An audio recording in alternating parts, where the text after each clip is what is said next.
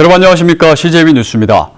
충북의 대표 의약품 제조회사인 메디톡스가 불법 유통 등의 의혹을 받고 있습니다.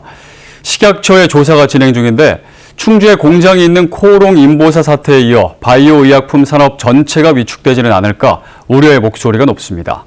김기수 기자가 취재했습니다. 청주 오창에 본사를 두고 있는 의약품 제조회사 메디톡스입니다.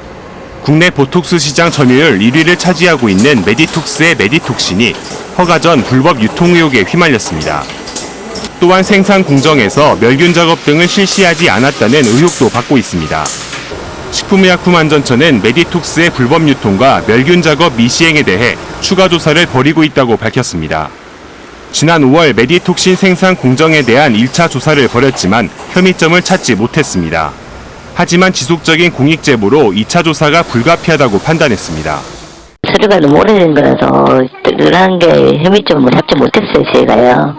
공익 제보 들어오니까 7월 초부터 이제 조사 중에 있는 상황입니다. 이와 관련해 메디톡스 측은 일부 병원의 샘플이 유통된 것은 맞지만 직원들에게만 맞췄고 생산 공정 의혹 등과 관련해서는 1차 조사에서 모두 소명한 내용이라고 밝혔습니다. 메디톡스는 최근 회사 경영진이 국세청으로부터 조세 포탈 혐의로 고강도 세무조사를 받기도 했습니다. 코오롱 인보사 사태에 이어 메디톡신 제품 의혹까지 불거지면서 충북 의약품 산업이 위축되는 것 아니냐는 우려의 목소리가 나오고 있습니다. CJB 뉴스 김기수입니다. 지난해 CJB는 충북대 로스쿨 교수가 학생들에게 원산 폭격 등 가혹 행위를 했다는 보도를 처음으로 전해드렸는데요. 이후 학교에서 해임된 해당 교수는 과도한 징계라며 소송을 제기했는데 법원은 어떻게 판단했을까요? 정진규 기자입니다. 도내 한 대학의 교수가 대낮에 술을 마시고 학생들에게 이른바 원산 폭격 등 얼차려를 준 것이 알려지면서 인권 침해 논란이 일고 있습니다. 지난해 3월 충북대 로스쿨의 김모 교수는 제자 4명과 대낮부터 맥주 50병가량을 마신 뒤 학생들에게 이른바 원산 폭격 등 가혹 행위를 했습니다. 마시다가 지 혼자 또 이런저런 얘기하다가 다 대화를 막아 뭐 이렇게 얘기하면은 그냥 이제는 끝났겠다 하고. CJB의 보도 이후 진상조사에 착수한 충북대는 김 씨를 직위해제했고 이후 징계위원회를 열어 학생 인권 침해 등의 이유로 해임했습니다. 이에 김 씨는 대학을 상대로 해임 취소 소송을 제기했습니다. 재판부는 징계 수위를 해임에서 정직으로 낮추는 조정을 권고하기도 했는데 대학 측은 피해 학생의 보호 차원에서 이를 받아들이지 않았습니다. 결국 정식 재판이 진행됐고 김 씨의 해임은 정당하다는 판결이 나왔습니다. 해임은 대학의 재량권 범위 내로 적법하게 이루어졌다는 겁니다. 피해 학생들이 2차 피해를 막기 위해서 여러 가지 노력을 해왔는데 좋은 결과가 나와서 다들 기쁘게 생각하고 있습니다.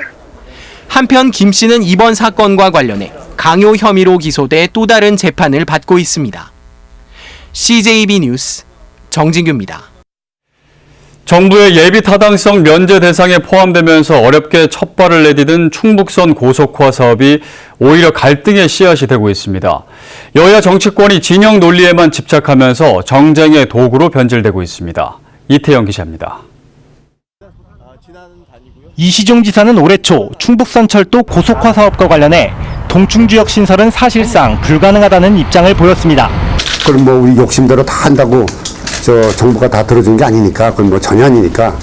그렇지만 동충지역 신설을 주장하는 목소리는 오히려 더 높아지고 있습니다. 동충지역 추진위원회는 1,000억 원이 넘는 경제적 효과가 예상된다며 역신설을 고집하고 있습니다.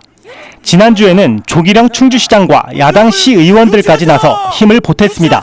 우리 당만이라도 우리 이렇게 합심해서 동충지역 유치를 적극 지지하자. 문제는 이들이 제시하는 경제적 효과가 단순 추정치에 불과하다는 겁니다.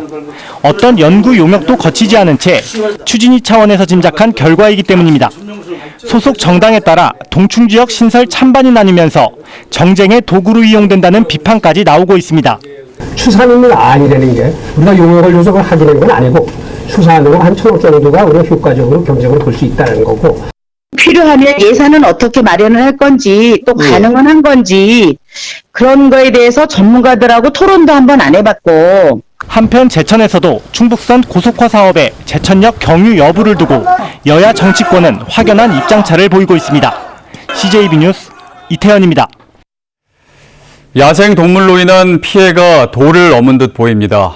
더불어 사는 것도 좋고 내일이 아니라면 관대할 수도 있겠지만 피해를 당한 농민들에게는 속 모르는 야속한 얘기일 뿐이겠다 싶을 정도입니다. 신규식 기자가 보도합니다. 전국적으로 내로라 하는 고구마 산지인 충주시 산청면. 나지막한 뒷산자락의 고구마밭이 난장판입니다. 얼마 전 멧돼지 떼가 하룻밤새 저지른 짓입니다. 음성군 소이면 갑산리의 과수원은 사정이 훨씬 더 딱합니다. 3, 4년생 묘목을 꼬박 3년 더 키운 체리나무가 피해를 입었습니다. 고라니가 도단한 순과 잎을 먹어버려 잘 자라던 나무가 말라 죽은 겁니다. 지난해에 이어서 이태째입니다. 30대 청년 귀농인의 낙심은 이루 말할 수 없습니다. 이것만 지금 3년째 한 건데 지금 반 이상이 죽었으니까요. 그럼 어떻게 하실 거예요, 영원 씨? 지금 체리는 있는 거 가지고만 하고. 체리나무 180그루 가운데 110그루가 고라니 탓에 죽었습니다. 엉망이 된 과수원이 내 눈앞에 펼쳐지면 사람과 야생동물의 공존이 결코 쉬운 일은 아니라는 생각을 떨칠 수가 없습니다. 음성군 소이면에서만 올해 40여 농가가 야생동물 피해를 입었습니다. 그나마 지난 겨울 포획 덕에 지난해보다는 줄어든 겁니다. 천적이 사라진 생태계의 균형을 유지하는 대책이 시급해 보입니다. 이런 가운데 올 들어 충북에서 발생한 야생동물 피해는 이달 안에 2,000건을 넘어설 전망입니다. CJB 뉴스 신규식입니다. 청주 구룡공원 민간개발 등 주요 현안마다 시민단체와 마찰을 빚고 있는 청주시가 시민단체들이 제안한 대화 요구를 수용하기로 했습니다. 청주시는 청주 비상시민행동대책위원회의 주요 현안에 대한 대화 요구를 수용하기로 하고 이 같은 공문을 대책위에 전달했다고 밝혔습니다. 다만 대책위가 요구한 구룡공원 민간개발 사업 취소는 어렵다는 입장을 밝혔으며 대책위는 회의를 열고 이에 대한 대응 방안을 논의할 것으로 전해졌습니다. 학부모 간 찬반 논란으로 번진 청주 가경초등학교 학생 재배치 계획의 운명이 오는 19일 판가름날 전망입니다. 도교육청은 오늘 16일부터 19일까지 가경초 학부모 220명을 대상으로 재배치에 대한 설문조사를 벌여 19일 오후 2시에 개표할 계획입니다. 설문조사 결과 학부모 60% 이상이 찬성하면 오는 2023년 가칭 서현 2초등학교를 신설하고 가경초 학생들은 인근 경산초와 개신초 등에 재배치됩니다. 전국적으로 명성을 얻고 있는 괴산 대학찰 옥수수 수확이 본격 시작됐습니다. 대학찰 옥수수를 심는 지역이 늘고 있지만 차별화된 맛과 식감 덕분에 꾸준한 인기를 얻고 있습니다. 첫 수확 현장을 구준혜 기자가 다녀왔습니다. 농부들이 구슬땀을 흘리며 괴산 대학찰 옥수수를 수확합니다. 이른 봄 씨를 뿌리고 넉 달 동안 정성을 쏟은 끝에 맛보는 수확의 기쁨입니다. 올해는 냉해와 장기간 가뭄 탓에 첫 수확이 예년보다 일주일이나 늦었습니다. 수확량은 지난해보다 10%가량 준 1,400톤을 예상합니다. 올해 같은 해가 없었어요. 너무 가물어가지고 밤잠도 못 자고 많이 잡숴주는 게 저희 농민들 사는 길입니다. 괴산 대학찰 옥수수는 당도가 높고 식감이 뛰어나 전국에 있는 소비자들로부터 인기가 높습니다. 덕분에 매년 생산량의 절반이 소비자 직거래로 팔려나가 상대적으로 높은 이윤을 안겨줍니다. 올해는 처음으로 편의점을 통한 유통을 준비하고 있습니다. 보통 9월 말까지 생산하지만 냉동 포장으로 사계절 맛볼 수 있습니다. 다른 지역에서 나오는 대학찰 옥수수와 맛에 있어서 대부분 차별화가 됩니다. 지역의 기후 조건이라든지 이런 거에 맞는 그런 품종으로 계속 유지 관리를 해나가고. 괴산군은 올해 1,800여 농가가 대학 찰옥수수를 생산해 210억 원의 소득을 올릴 것으로 기대하고 있습니다. 본격적으로 밀려드는 주문에 수확에 나선 농부들의 손길도 더욱 바빠질 전망입니다. CJB 뉴스 구준혜입니다. 충북도의회가 올해 하반기 고3 학생 대상의 무상교육 시행을 위한 관련 조례안을 개정했습니다. 개정안에는 면제와 감액을 기존 입학금에서 수업료까지 확대하고 중복 지원은 제외시켰습니다. 청주시가 지난 1월 공모에서 탈락한 친환경 교통수단인 무가선 저상 트램을 다시 추진합니다. 청주시는 공모 사업과 별개로 내년 도시철도망 구축 계획을 충청북도에 신청하기 위한 사전 타당성 검토를 하겠다고 밝혔습니다. 무가선 저상 트램은 건설 비용이 상대적으로 저렴하고 도시 경관 차원에서도 다른 대중교통수단보다 적합하다는 평가를 받고 있습니다. 충북교육청이 오는 2021년 하반기에 교육장 공모제를 시범 실시할 계획입니다. 교육청은 초중등 인사 담당자와 인사 전문 교원, 교원단체 대표 등으로 공모제 추진단을 구성하고 교육장 응모 자격과 심사 방법 등을 결정할 방침입니다. 도내 교육장은 10명으로 도교육청은 지난 2000년 옥천과 진천 교육장을 공모한 바 있습니다. 청주 운천 주공아파트 주택 재건축 사업을 반대하는 주민들이 청주시 의회에 원포인트 임시회 개최를 요청했습니다.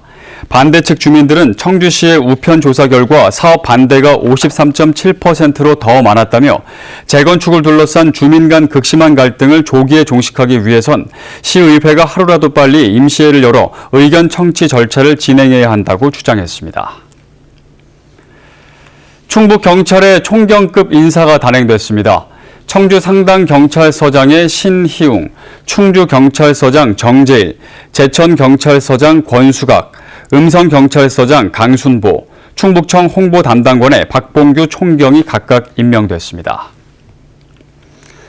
다음은 오늘 도내에서 열리는 행사를 안내해드립니다. 청주에서는 8회 인구의 날 기념 행사가 오후 2시에 도시재생 허브센터에서 열립니다. 충주에서는 중원문화재단 기획공연 현의 노래가 오후 2시 호암예술관에서 있습니다.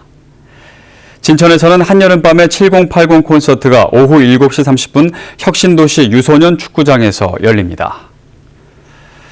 끝으로 날씨입니다. 충북지방은 오늘 구름 많은 가운데 아침까지 산발적으로 빗방울이 떨어지는 곳이 있겠습니다.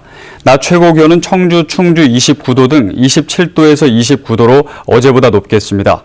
주말인 내일은 흐리고 가끔 비가 오겠습니다. 내일 도내에 예상되는 강수량은 5에서 20mm 안팎입니다. 이상으로 CJB 뉴스를 모두 마칩니다. 고맙습니다.